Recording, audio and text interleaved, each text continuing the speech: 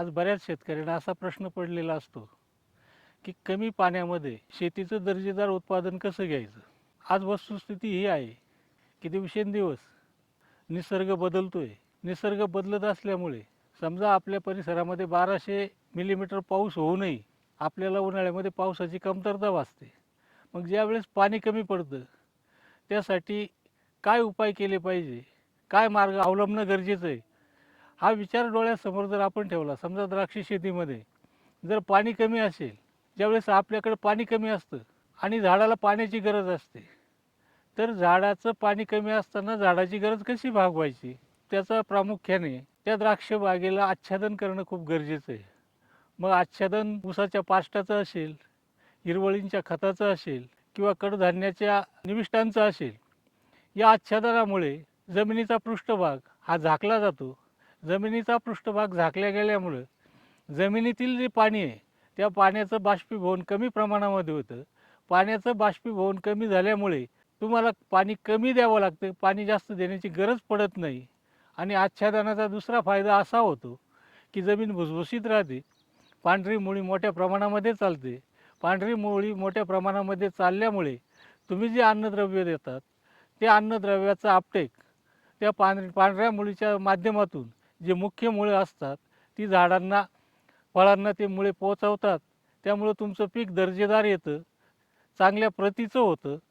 आणि हे करत असताना आज आपण बऱ्याच गोष्टी ज्या निसर्गाने दिलेल्या आहेत, आज वस्तुस्थिती जर बघितली तर आपला अधिकार हा फळे आणि धान्यावर आहे.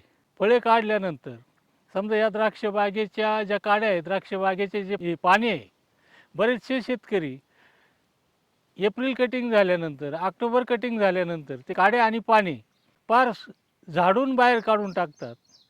आणि खऱ्या अर्थानं ज्याला आपण टाकाऊ म्हणतो त्यापासून चांगल्या प्रकारे म्हणजे टिकाऊ आच्छादन तर होतंच, पण द्राक्षाच्या काडीमध्ये ज्यावेळेस आपण जे रासायनिक च्या माध्यमातून जे पोटॅश देतो त्या पोटॅशची मात्रा त्या काडीमध्ये मोठ्या प्रमाणामध्ये असते.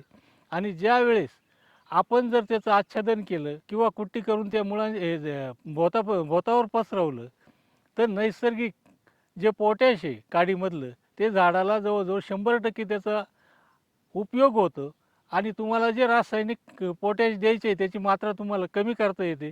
यासाठी आच्छादन मग ते द्राक्षांच्या काड्यांचं असेल, द्राक्षांच्या पानांचं असेल, ऊसाच्या पाष्टाचं असेल, गव्हाच्या काडाचं असेल किंवा कडधान्यांचं निविष्टांचं असेल. त्याचबरोबर समजा तुमचा द्राक्षबाग खाली झालेला आहे, विश्रांतीचा काळ आहे, त्या विश्रांतीच्या काळामध्ये समजा तुम्ही बाजरीसारखं पीक घेतलं, ते बाजरीचं पीक पोटऱ्यात आल्यानंतर कापून पोळीवर जर टाकलं त्याचंसुद्धा आच्छादन चांगल्या प्रकारे होऊ शकतं.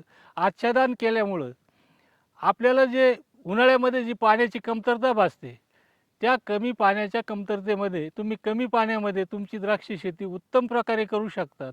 आणि झाडाची गरज आच्छादनामुळे, पाण्याचं बाष्पीभवन कमी झाल्यामुळे त्या जमिनीतील पाण्याचा वापर आपल्या स्वतःच्या पोषणासाठी करतं. त्याच्यासाठी आच्छादन हे महत्त्वाचं आहे. समजा तुमच्याकडं ऐनवेळी जर तुमच्याकडे आच्छादन नसेल, तुमचं पाणी कमी पडलं, अशा वेळेस तुम्ही मल्चिंगचा प्रयोग जरी केला तरी तुमचं कमीत कमी आच्छादनापेक्षा काही प्रमाणात कमी का होईना पण तुमच्या पाण्याची बचत तुम्हाला करता येईल, होणारं पाण्याचं बाष्प थांबवता येईल. त्यासाठी द्राक्ष शेतीमध्ये आच्छादन हा महत्त्वाचा विषय आहे.